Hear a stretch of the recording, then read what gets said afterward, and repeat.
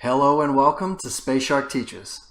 I'm Sean from Space Shark Studios, and I'm here to teach you visual scripting in Godot 3.1. Let's get started.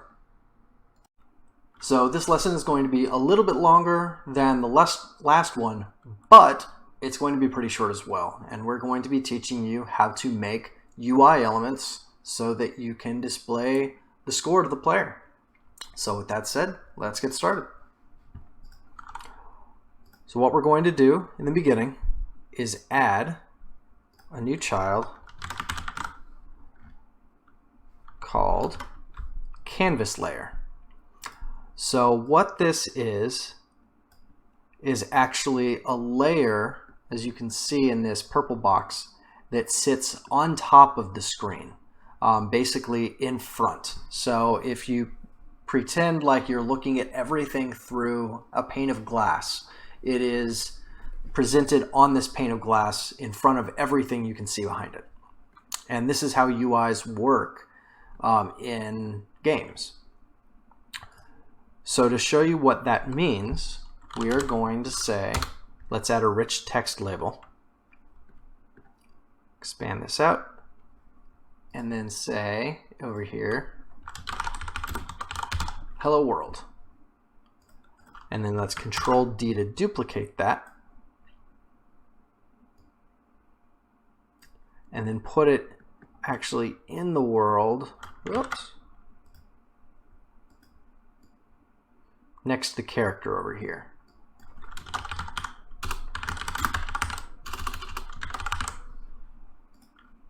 And then when we play, you can see that Hello World stays in the upper corner, but Goodnight Moon is part of the actual scene. So we do not want Goodnight Moon.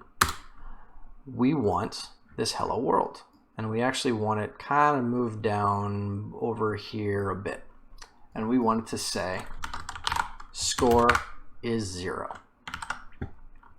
Now, we can go back to our main script. And after all this is done, we drag this in, and we say we want to use the clear method. We drag in another one,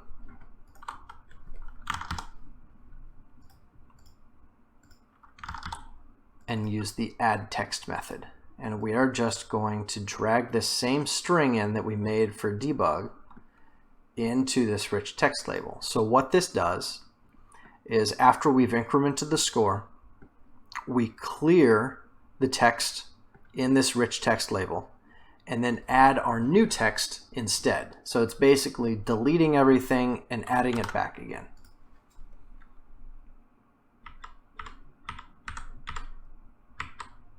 Two, three. You can see we have score 3 up here. Score 4. That's it. You have now added a label to your game so that you can keep track of your score. You have a player that moves around and animates. You have coins that animate that you can collect, balls that you can kick, platforms that move, and a nice big background that tiles. You're ready. That's it. That's all you need for the most basic of platformers.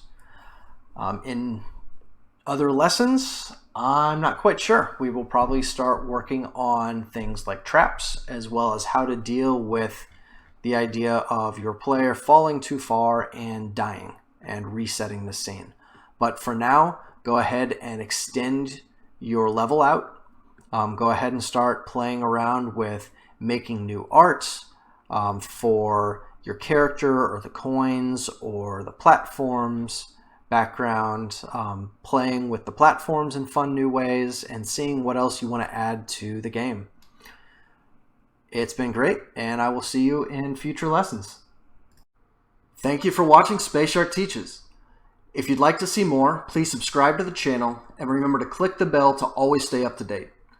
Please also join us on our Discord, linked in the comments, and check out our other videos if you ever want to see what else we've been up to. Thanks again for watching, and we can't wait to see what you make.